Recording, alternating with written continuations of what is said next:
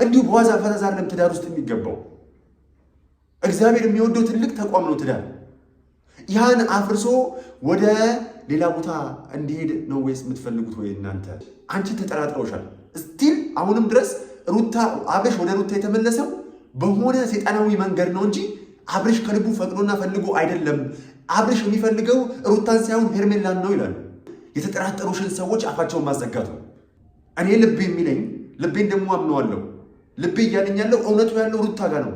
አብርሽና ሩታ አንድ ምክር ምከሯቸው ብትባሉ ምን ትመክሯቸዋላችሁ? የምር እምላችሁ ቤተሰቦች፣ እኔ ደርሶብኝ ስላየሁት ነው።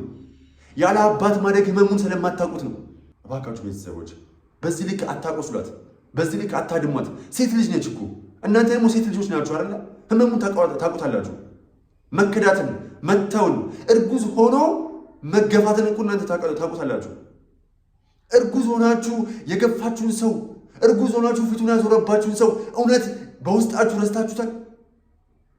ምክንያቱም የሄርሜላ ዕድል መበላሸት የለበትም።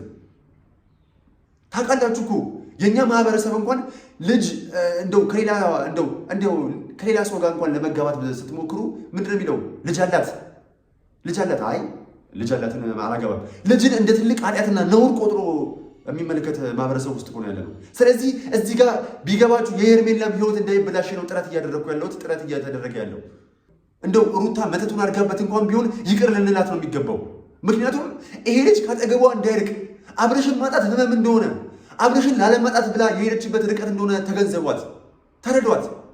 አንድን ፍቅሯን ላለማጣት ብላ የከፈለችው መስዋዕትነት እንደሆነ አድርጋችሁ እንኳን ተረዷት። እውነት አድርጋበት እንኳን ቢሆን ማለት ነው። ዛሬ ደስ ይበለኝ። እስቲ የሩታና የአብርሽ ቤተሰቦች አንድ ሺህ አስገቡኝ። ሰላም ጤና ይስጥልን። እንዴት አላችሁ? ይህ አብርሽ ቲዩብ ነው። እንዴት አላችሁ? ሁላችሁም የሰው ደስታ የሚያስደስታችሁ ሁሉ ሰብስክራይብ፣ ላይክ እያደረጋችሁ ታስደስቱኝ ዘንድ በአክብሮት እጋብዛለሁ። ሁላችሁም ሰብስክራይብ አንዴ በማድረግ እንጀምራለን። እንዴት አላችሁ? እግዚአብሔር ይመስገን። አዎ ዛሬ እንድንወያይ ነው ወደዚህ የመጣሁት። እርግጠኛ ነኝ ይህንን ቪዲዮ እና አብርሽ ይመለከቱታል። ስለዚህ እዛ ውስጥ ሀሳባችሁን ሁላችንም ሀሳባችንን እናስቀምጣለን። እናንተም በኮመንት እየመጣችሁ ሀሳባችሁን ትገልጻላችሁ። ትናንትና ያው ተመልክታችኋል። ሩቲ የት ሄዳ አብርሽን ወደ ቤቷ እንደመለሰችው ተመልክተናል። ስለ ሩታም ብዙ ነገሮችን ተናግረናል ብለናል ማታ። ዛሬ ግን ቀጣይ እነ አብርሽ ሩታ ምን ማድረግ አለባቸው? ይህንን ፍቅራቸውን አቆይቶ ለመጠበቅ በመሃላቸው ሶስተኛ ወገን ሰው ሳይገባም እንዴት አድርገው ፍቅራቸው መጠበቅ አለባቸው፣ ትዳራቸው መጠበቅ አለባቸው የሚለውን ነገር በደንብ እንድንወያይበት እፈልጋለሁ። በመጀመሪያ ሁላችሁም እስቲ እናንተ ለአብርሽና ሩታ አንድ ምክር ምከሯቸው ብትባሉ ምን ትመክሯቸዋላችሁ? አሁን ባሉበት ሁኔታ አሁን ወደ ሩታ በመመለሱ ምን ተሰምቷቸዋል? እኔ ካላችሁ በጣም ደስ ብሎኛል፣ እጅግ በጣም ደስ ብሎኛል። ነገር ግን ያው ብዙ ነገሮች መስተካከል ያሉባቸው ነገሮች አሉ። በአንድ ጀንበር ሮምም አልተገነባችም። ፍቅራቸውም ከዚህ ቀደም እንደነበረው በአንድ ጀንበር እዚህ የደረሰ አይደለም። በጊዜ ሂደት እዚህ የደረሰ ነው። ልጅ ወደ ማፍራትም ደረጃ የመጣበት ምክንያት ራሱ አለው። ስለዚህ እና አብርሽ ቀጣይ ጉዟቸውን ምን ማድረግ አለባቸው? ሩታስ ቀጣይ ጉዟ ምን ሊሆን ይገባል ነው የኔ ሀሳብ። እኔ እንደማስበው ከሆነ የመጀመሪያው ከሰው ይሄ ከሶስተኛ ጣልቃ ገብነት መውጣት አለባቸው ብዬ አስባለሁ። ማንም ስለ ሁለቱ ፍቅር ጣልቃ እየገባ እንደፈለገ ሁለቱን አግኝቶ እንዲያወራቸው እድል መስጠት አለባቸው ብዬ አላስብም። ሲቀጥልም ደግሞ ወንድ ልጅ ክብርን ይፈልጋል፣ መታዘዝን ይፈልጋል፣ በየትኛውም ሁኔታ መታገዝንም ይፈልጋል፣ መረዳትንም ይፈልጋል። እሷ እንድትረዳው እንድትታዘዘውና እንድታከብረው ይፈልጋል። ስለዚህ ሩታ ቀጣይ እርምጃዋ ሊሆን የሚገባው ብዬ የማስበው አብርሽን ሀሳቡን ማክበር፣ እንድትታዘዘው፣ ነገሮችን በሰከነ መንፈስ ይሄ ከስሜታዊነት ነፃ ሆኖ ነገሮችን የመፍታት ሂደት ውስጥ ብትገባ ደስ ይለኛል። ምክንያቱም ሁሉም ሰው ብዙ ጊዜ አብርሽ ሲናደድ አብራ እሷ ትናደዳለች፣ አብርሽ ሲቆጣ አብራ ትቆጣለች። ሴት ልጅ በተፈጥሮዋ ብልህ ነችና ነገሮችን የምትፈታበት የመጣባትን ችግር የምትፈታበት የራሷ የሆነ ስልት አላት። ምክንያቱም ሴት ነች። ሴት ደግሞ ከወንድ ልጅ በበለጠ ብልህ አድርጎ ነው እግዚአብሔር ራሱ የፈጠራት። ስለዚህ የመጣውን ክፉ በክፉ መመለስ ሳይሆን የመጣውን ክፉ በጥሩ ነገር መመለስ፣ የተወረወረብሽን ድንጋይ መልሶ መወርወር ሳይሆን በተወረወረብሽ ድንጋይ ቤት መስራት እንደሚቻል። ቤት ደግሞ ትዳር ነው። ትንሿ ተቋም አሁን ለምሳሌ ትንሿ ተቋም ትዳር ነው። ለምሳሌ ሀገር ሲነሳ ትዳር ይነሳል። ምክንያቱም ትንሹ ሀገር ቤተሰብ ስለሆነ፣ ሀገር ደግሞ ቤተሰብ ነው። ስለዚህ ቤተሰብ ከምንም ነገር ይቀድማል። አንቺም ደግሞ ተናግረሻል። አንቺ ትናንትና ባል ይቀድማል ስትይ ቤተሰብን አስቀድመሻል። ባል በራሱ ቤተሰብ ስለሆነ ማለት ነው። ስለዚህ ውድ ቤተሰቦቻችን አብርሽም እንደዚሁ የሩታን ሀሳብ መቀበል ተቀብሎም ደግሞ በሰከነ መንፈስ ነገሮችን የምትፈቱበትን መንገድ ማስተካከል ያለባችሁ። ሲቀጥልም ደግሞ እንዴት ነው የሆነ ሀሳብ የሆነ ነገር ሲፈጠር በመሃላችሁ የሰው ልጅ በመሃሉ ችግር ይፈጠራል። እንኳን የሰው ልጅ አይደለም እግርና እግር ራሱ ይጋጫል። በመሃላችሁ ግጭት ሲመጣ ለሶስተኛ ወገን ሰው አሳልፈው ችግራችሁን መስጠት በራሱ በእናንተ ላይ እንዲወስኑ እድል መስጠት ማለት ነው። ስለዚህ የችግራችሁን ለመፍታት ማንንም ሳታስገቡ በራሳችሁ መንገድ ብትፈቱት መልካም ነው ብዬ አስባለሁ። ይሄ ማንም ሰው በመሃላችሁ ገብተው እንዲፈተፍት እድል አለመስጠት፣ ሰይጣን በራሱ ስፔስን ማሳጣት፣ ወደ እናንተ እንዳይገባ እድል አለመስጠት ነው ብዬ አስባለሁ። ስለዚህ በዛ መንገድ ቢሆን ብዬ አምናለሁ። ሌላው ሩቲ ቀጣይ እንዲሆን ብዬ በእኔ የማስበው ምንድን ነው የተጠራጠሩሽን ሰዎች አፋቸውን ማዘጋቱ። ለምሳሌ ትናንትና ተናግረሻል። አብርሽ እኮ የልጅ አባት ነው ብለሻል አይደለ? የልጅ አባት እንደመሆኑ መጠን በጣም ብዙ ሰዎች ተጠራጥረውሻል። እዚህ ሀብል ላይ ሩታ የሆነ ነገር አስደርጋበታለች፣ እዚህ ሀብል ላይ አብርሽ እንዲፈዝ እንደዚህ አድርጋበታለች ምናምን ብላ ብላ ብላ እያሉ ብዙ ነገር እያወሩ ነው። እና ደግሞ አንቺን ብዙ ሰዎች እንዳያምኑሽ እንዲጠራጠሩሽ አብርሽ በራሱ አንቺ ላይ እንዲነሳብሽ ብዙ መንገድ ብዙ ርቀት የተጓዙ ነው። ስለዚህ ቀጣይ እርምጃሽ እንዲሆን ብዬ የማስበው ሌላ ሰው እንዲያምንሽ መጠበቅ የለብሽም። አብርሽ በራሱ ካመነሽ ለአንቺ በቂ ነው። የህይወት አጋርሽ ካመነብሽ ለአንቺ በቂ ነው ብዬ አስባለሁ። ነገር ግን ደግሞ ያንቺ እውነታ ያንቺ በውስጥሽ ያለው እውነታ ነፃ እንዲወጣ አንቺ ራስሽ ነፃ እንድትወጪ ቀጣይ ቪዲዮዎችሽን አብርሽ በእንደዚህ አይነት ቆሻሻ መንገድ ወደ ራስሽ እንዳልመለሽው በደንብ ማሳየት አለብሽ ብዬ አስባለሁ። ምክንያቱም ብዙ ሰዎች አንቺን ተጠራጥረውሻል። ስቲል አሁንም ድረስ አብርሽ ወደ ሩታ የተመለሰው በሆነ ሰይጣናዊ መንገድ ነው እንጂ አብርሽ ከልቡ ፈቅዶና ፈልጎ አይደለም። አብርሽ የሚፈልገው ሩታን ሳይሆን ሄርሜላን ነው ይላሉ። ስለዚህ አንቺን ፈቅዶና ፈልጎ እንደመጣ በደንብ ማሳየት አለብሽ ብዬ አስባለሁ። ይህ ደግሞ የሚሆነው በብልሃትና እንዴት ነው ነገሮችን በሰከነ መንገድ ተመልክተሽ መሆን አለበት። ስለዚህ የሚጠራጠሩሽን ሰዎች አፋቸውን ማዘጋት አለብሽ ብዬ አስባለሁ። ሌላው ደግሞ አብርሽም በደንብ አድርገህ ሩታን የሚጠራጠሯትን ሰዎች አሁንም እየተከላከልክላት ዲፌንድ እያደረክላት ነው። ይሄ ደግሞ የሚያስመሰግን ነው። ምክንያቱም ባል ለሚስቱ መከታ ነው፣ ጠበቃ ነው። ሚስቱ ወንጀል እንኳን ብትሰራ፣ ወንጀል ማለት ጥፋት እንኳን ብታጠፋ እንዴት ነው ጠበቃ ነው ሊሆንላት የሚገባው። ብታጠፋ እንኳን ሰው ፊት ለፊት እንኳን ማሳጣት የለበትም። እሷን ተቆጥቶ ከጀርባ ውስጥ አስገብቶ እንደው አጠፋች ብሎ ቢያሙልህ እንኳን ፊት ለፊት መጥተው አረ የኔ ሚስት እንደዛ አታደርግም፣ አይ አልቀበላችሁም ብለህ እቤትህ ስትገባ እንደዚህ አድርገሻል እንዴ፣ እንደዚህ ተፈጥሯል እንዴ፣ እንዲህ መፈጠሩ መልካም አይደለም ብላችሁ መተራረም እንኳን ያለባችሁ እንዴት ነው? ይሄ ሰው ፊት መሆን የለበትም። እንዴት ነው ከማጋረጃ ጀርባ የሚባል አለ አይደለ? በባልና ሚስት ሂደት ውስጥ ባልና ሚስትም ከማጋረጃ ጀርባ ነው ነገሮቻቸው መፍታት አለባቸው ብዬ የማስበው እና አብርሽም በእንደዚህ አይነት ነገሮችን ብትፈታ መልካም ነው ብዬ አስባለሁ። እና ሌላ እኛ ኦዲየንሶች ላይ እኛ እነሱን የምንመለከት ሰዎች እኛ ከውጭ ሆነን እና አብርሽና ሩታ የምንከታተል ሰዎች የእነሱ ቤተሰቦች የእነ አብርሽ ፋሚሊዎች በራሳቸው ምን እንዲሆን ፈልጋለሁ ብዬ መሰላችሁ? ሁላችሁም ከእውነት ጎን እንድትቆሙ ፈልጋለሁ። እኔ ዛሬ ከሄርሜላ ጎን አልቆምኩም ማለት አይደለም። ከአብርሽ ጋር ከሩታ ጋር እንዲሆን ስፈልግ እኔ ለእውነት ነው የምቆመው። ሁላችሁም ለእውነት ቁሙ። ሄርሜላን ስለወደዳችኋት ብቻ ከሄርሜላ ጋር እንዲሆን አይደለም ማድረግ ያለባችሁ። ሁላችሁም እውነቱ ያለው የት ነው ብላችሁ ጠይቁ። በመጀመሪያ ደረጃ እውነቱ ያለው ሄርሜላ ጋር ነው ወይስ ሩታ ጋር ነው የሚል ብላችሁ ጠይቁ። እውነቱ ልባችሁ የት ነው እንዳለ የሚነግራችሁ። እኔ ልቤ የሚለኝ ልቤን ደግሞ አምነዋለሁ። ልቤ እያለኝ ያለው እውነቱ ያለው ሩታ ጋር ነው። ለዛ ነው ከሩታ ጎን መቆም የፈለኩት። ምክንያቱም እውነት ያለው ሩታ ጋር ነው።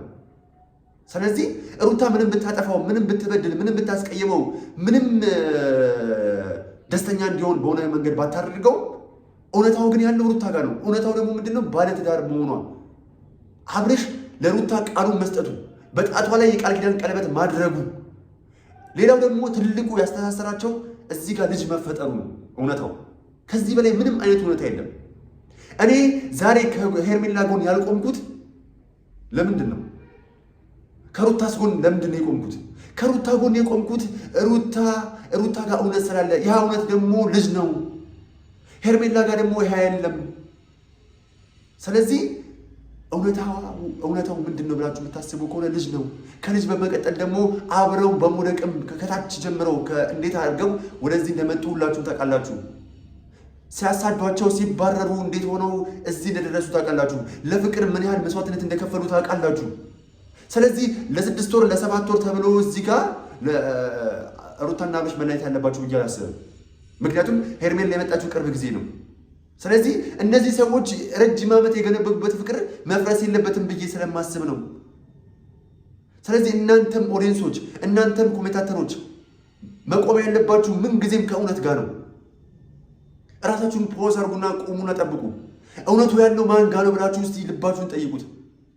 እንደዚሁ በስሜታዊነት ተነስተን በእርግጥ አብርሽን ስለምንወደው ሩታ የሆነ ነገር ስታደርግበት በጣም እንናደዳለን አይደለ?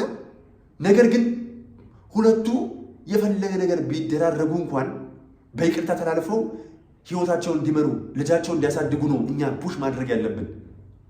እንደው እንደ መካሪ ሆነን እንደ ምክር ነው መስጠት ያለብን እንጂ እንዲወስኑ እንዲለያዩና ሌላ ሴት ጋር እንዲሄድ መምከርና ምንድነው መንገዱን ማሳየት አለብን ብዬ አላስብም። ይሄን ደግሞ እግዚአብሔርም አይወደውም። ትዳርን ፈቶ ከሌላ ሰው ጋር እንዲሆን ምርጫ ማቅረብም ደግሞ እግዚአብሔር ራሱ አይወደውም። ለዛ ነው እኔ አሁንም ከሩታ ጎን እንዲቆም የፈለጉት። ምክንያቱም ቃል ኪዳን አላቸው። ከቃል ኪዳናቸው በዘለለ ደግሞ ልጅ አላቸው። የሰማና ሚስቱ ነች። ስለዚህ እዚህ ጋር ወደ ሄርሜላ ሲሄድ ደግሞ የሰማና ሚስቱ ፈቶ እንደሆነ ማሰብ አለባችሁ። እዚህ ጋር ወደ ሄርሜላ እንዲሄድ ስትመኙ እዚህ ጋር ትዳሩን አፍርሶ የተከበረ ትዳሩን አፍርሶ ወደ ሌላ ቦታ እየሄደ እንደሆነ ነው የምታስቡት። ይሄ ልጅ ትዳር አፍርሶ መሄድን እንዲለማመድ አታድርጉ። መጪውም ትውልድ እዚህ ጋር ትዳርን አፍርሶ ወደ አዲስ ህይወት እንዲረማመድ አታበረታቱ። አይ ልክ አይደለም አብርሽ ወደ ትዳር ተመለስ ብላችሁ ገስጹት። እኔም ያንን ነው እያልኳችሁ ያለሁት እንጂ ሄርሜላ ምን አርጋኝ ጠላታለሁ? ሄርሜላ ምን አርጋኝ ከፍቅሯ እንድታጣ እፈልጋለሁ? በፍጹም ይህ አይደለም። ቤተሰቦች እናንተ ምን ጊዜም ከእውነት ጋር መቆም አለባችሁ። ምክንያቱም ትዳር የተከበረ ስለሆነ እግዚአብሔርም የሚፈቅደው የሚወደው ነገር ስለሆነ ትዳር። እስቲ የትኛው የእግዚአብሔር ቃል ነው ልጅ ያለ አባት እንዲያድግ የሚፈቅደው? እስቲ የትኛው የእግዚአብሔር ቃል ነው ባልና ሚስት ተፋታችሁ የሆነ ነገር ሲገጥማችሁ ተፋቱና ወደ ሌላ ቦታ ሂዱ የሚለው? መጀመሪያ እንደው ምን ይላል ቃሉ? መጀመሪያ ባልና ሚስት ሲኮን ራሱ እኮ ነጣች፣ መከነች፣ አጣች፣ ወደቀች፣ ገረጣች ሳልን ባለቤትነቷን በከፍታይም በዝቅታይም ብታጣም ብትወድቅም ብትነሳም በሁሉም ነገር ውስጥ ላልተዋት ቃል እገባለሁ ብሎ ቃል የሚገባው ትዳር ውስጥ ይገባ። እንዲሁ በዋዛ ፈዛዛ አይደለም ትዳር ውስጥ የሚገባው። እግዚአብሔር የሚወደው ትልቅ ተቋም ነው ትዳር። ያን አፍርሶ ወደ ሌላ ቦታ እንዲሄድ ነው ወይስ የምትፈልጉት ወይ እናንተ? ስለዚህ ያን ነው እኔ እያልኩ ያለሁት ቤተሰቦቻችን፣ ያንን ነው እኔ እዚህ ጋር ትልቅ ተቋም እንዳይፈርስ ነው። ከሄርሚ ጋር ያንን ቃል ኪዳን ስላልገባው ነው። ከሄርሜላ ጋር ያንን መስመር ስላልተጓዘው ነው። ከሄርሜላ ጋር ብዙ ርቀት ሳይሄዱ ባለፈው ተፈጥሯል ያለችው ልጅ ሳይፈጠር መቋጨት አለበት የሁለቱ ግንኙነት። ምክንያቱም የሄርሜላ ድል መበላሸት የለበትም። ታውቃላችሁ እኮ የኛ ማህበረሰብ እንኳን ልጅ እንደው ከሌላ ሰው ጋር እንኳን ለመጋባት ስትሞክሩ ምንድን ነው የሚለው? ልጅ አላት። አይ ልጅ አላትን አላገባም። ልጅን እንደ ትልቅ ኃጢአትና ነውር ቆጥሮ የሚመለከት ማህበረሰብ ውስጥ ሆነ ያለ ነው። ስለዚህ እዚህ ጋር ቢገባችሁ የሄርሜላም ህይወት እንዳይበላሽ ነው ጥረት እየተደረገ ያለው። ስለዚህ ምን ጊዜም እናንተ ማድረግ ያለባችሁ ብዬ የማስበው ከሩታ ጎን መቆም አለባችሁ። ለምን? ትልቅ ተቋም ትዳር እንዳይፈርስ፣ የሄርሜላም ህይወት እንዳይበላሽ። ያንን ነው የምላችሁ እንጂ የተለየ ነገር ለሄርሜላ ጥላቻ ኖሮኝ አይደለም። አብርሽ ለሩታ ይገባታል፣ ሩታም ለአብርሽ ትገባዋለች። ስለዚህ ቤተሰቦቻችን ይህ ነው እናንተ ምን ጊዜም ከእውነት ጋር መቆም ያለባችሁ። ወዳቸዋለሁ። ፍቅር ሁሌም ያሸንፋል። ፍቅር ስለሚያሸንፍ ነው ሁል ጊዜም ከፍቅር ጎን መቆም አለብን። ምክንያቱም ፍቅር ጠፍቷል ተብሎ በሚታሰብበት ዓለም ውስጥ ፍቅር ማበረታታት ያለብን። ፍቺ በበዛበት ዓለም ውስጥ ፍቺን ማበረታታት የለብንም። ማበረታታት ያለብን በትዳር ውስጥ ተቻችሎ መቆየትን ብቻ ነው። ቤተሰቦቻችን አብርሽና ሩታ ወደፊት እባካችሁ በትዳራችሁ ወደፊት ምሳሌ ሁኑ። ለሚመጣው ትውልድ ምሳሌ ነው መሆን ያለባችሁ በትዳራችሁ። እናንተ ቤተሰቦቻቸውም ለትዳር ምሳሌ እንዲሆኑ ማድረግ ያለባችሁ እነዚህ ልጆች። ወዳቸዋለሁ። ዋላፍ ፍቅር ያሸንፋል። እና ሌላው ደግሞ ትልቁ ነገር ብዬ የማስበው ልጅ ያለ አባት ማደግ የለበትም። ቤተሰቦቻችን ከባለፈው ጀምሮ ስጮህ የነበረው ይሄንን ነው። አሁንም ተጨማሪ ምን አይነት ምክንያት ቢኖር ነው ከሩታ ጋር እንዲሆን የምትመኘው ካላችሁ፣ ልጅ ያለ አባት ማደግ የለበትም። ልጅ ያለ እናት ፍቅር ማደግ የለበትም። ይህንን ደግሞ የተነካ ያውቀዋል። በዛ ህይወት ውስጥ ያለፈ ሰው ያውቀዋል። እስቲ እዚህ ውስጥ ከእናንተ ውስጥ ማን ነው ያለ አባት ያደገ? እስቲ ማን ነው የአባቱን ፍቅር ሳያጣጥም ያደገ? አስቡት፣ የአባትን ፍቅር አጥቶ ማደግ። ምናልባት እኮ ወስዶ ሊያዝናናው ሊያጫውተው ምናምን ይችላል እኮ አይደለ? ነገር ግን አብሮ እየተኖረ የሚገኘው የአባትነት ፍቅር አያገኝም። አብሮ እየተኖረ የሚገኘው የእናትነትን ፍቅር አያገኝም። ለዛ ነው ልጁ ላይ መፍረድ የለባችሁም ያለ አባት እንዲያድግ። ይሄ ልጅ ከሄርሜላ ጋር ሆነ ማለት ልዑሌ ያለ እንዴት ነው በቅርቡ አባቱን እያገኘ ያድጋል ማለት አይደለማ። ሙሉ በሙሉ የአባቱን ጠረን እያገኘ ያድጋል ማለት አይደለማ። ይህንን ነገር በማንም ላይ አይድረስ። የምር እምላችሁ ቤተሰቦች፣ እኔ ደርሶብኝ ስላየሁት ነው። ያለ አባት ማደግ ህመሙን ስለማታውቁት ነው። ያለ አባት ማደግ ምን ያህል ፔኑን ስለማታውቁት ነው። እያንዳንዱ እንቅስቃሴያችሁ ትምህርት ቤት እንኳን ምን ያህል ተጽዕኖ እንዳለው አባቴ እንደዚህ አባቴ እንደዚህ ማታ ገብቶ አባቴ እንደዚህ ያደረገ አባቴ ቤት ስራ አሰራኝ ብላ ብዙ ነገሮች አሉ። አባት መከታ እኮ ነው። ከጎን ሲቆም ያለውን ሰላም እናንተ ስለማታውቁት ነው። ብታውቁት ኖሮ ልዑል ያለ አባት እንዲያድግ ከሄርሜላ ጋር ሁን እያላችሁ ልጁን አትጎተጉቱትም ነበረ። እመኑኝ፣ ያለ አባት ማደግ ያማል። እመኑኝ፣ ያለ አባት ማደግ እጅግ በጣም ያማል። ይህንን ነገር ደግሞ ከኔ በላይ ማንም ሊመሰክሩ አይችልም። አሁን ላይ እንዴት እንደሚያመኝ አታውቁም። ክርስቶስ ምስክሬ ነው። ያለ አባት ማደግ እጅግ በጣም ነው የሚያሙ። አባትና እናት ተለያይተው የአባትን ጠረን የእናትን ጠረን እያሸተቱ አለማደግ ምን ያህል ህመም እንደሆነ አታውቁም። አባት ምንም ቢያጣ ምንም ቢቸግረው በር ላይ ቁጭ ብሎ እናንተ ስታገኙት እናንተ ስታጠፉ ሲቆነጥጣችሁ ያለው ስሜት በራሱ እንዴት አይነት መልካም መሰላችሁ። ይህንን ነገር እንደው እውነት ሙሉ በሙሉ 100% ልዑል ያገኘዋል ብላችሁ ታስባላችሁ? አብርሽና ሩታ ቢፋቱ አብርሽ እውነትም ከሄርሜላ ጋር ቢሆን እባካችሁ ለዚህ ብላቴና ብላችሁ ተዋቸው። እነዚህ ልጆች ቢቻላችሁ እውነት እንኳን ሩታ መተቱን አድርጋበት እንደው ሩታ መተቱን አድርጋበት እንኳን ቢሆን ይቅር ልንላት ነው የሚገባው። ምክንያቱም ይሄ ልጅ ካጠገቧ እንዳይርቅ አብርሽን ማጣት ህመም እንደሆነ አብርሽን ላለማጣት ብላ የሄደችበት ርቀት እንደሆነ ተገንዘቧት፣ ተረዷት። አንድን ፍቅሯን ላለማጣት ብላ የከፈለችው መስዋዕትነት እንደሆነ አድርጋችሁ እንኳን ተረዷት። እውነት አድርጋበት እንኳን ቢሆን ማለት ነው። እባካችሁ ቤተሰቦች በዚህ ልክ አታቆስሏት፣ በዚህ ልክ አታድሟት። ሴት ልጅ ነች እኮ እናንተ ደግሞ ሴት ልጆች ናችሁ አይደለ? ህመሙን ታውቁታላችሁ። መከዳትን፣ መተውን፣ እርጉዝ ሆኖ መገፋትን እኮ እናንተ ታውቁታላችሁ። እርጉዝ ሆናችሁ የገፋችሁን ሰው፣ እርጉዝ ሆናችሁ ፊቱን ያዞረባችሁን ሰው እውነት በውስጣችሁ ረስታችሁታል? አያችሁ? በዛ ሁኔታ ውስጥ ሆርሞን በራሱ እኮ የሚያመጣው የጸባይ ለውጥ አለ እኮ። እናንተ እኔ እኮ ለሴቶች ለእናንተ እንዲህ ብዬ ማስረዳት አይጠበቅብኝም አይደለ?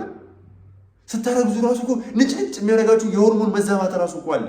ወርሃዊ ግዴታ ላይ ስትሆኑ ራሱ የሚያመጣባችሁ የሆርሞን መዛባት እናንተን ጸባያችሁን አድርጎ ሰላማችንን እንድትነሱ የሚያደርጋችሁ እኮ ብዙ መንገዶች አሉ።